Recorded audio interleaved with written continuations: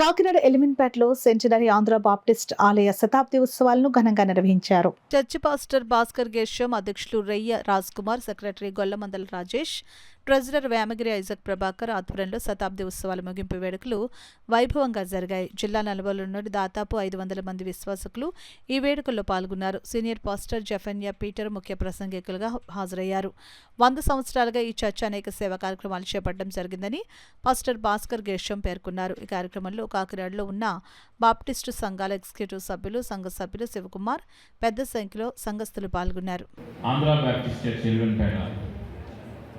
100 సంవత్సరాలు పూర్తి చేసుకుంటుందంటే ఈ 100 సంవత్సరాల ఉత్సవాల్లో మనం అందరము పాల్గొని ఈ యొక్క ఉత్సవాన్ని చూడగలుగుతున్నట్టు ఇది కేవలం దేవుని కృప. సంఘము అనేక పరిస్థితుల గుండా వెళ్ళి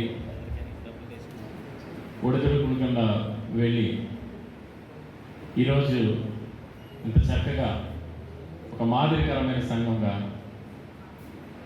నిలవబడి అనేక మందికి మార్గదర్శనం ఉందంటే అది దేవుని యొక్క మహాకృప అయింది.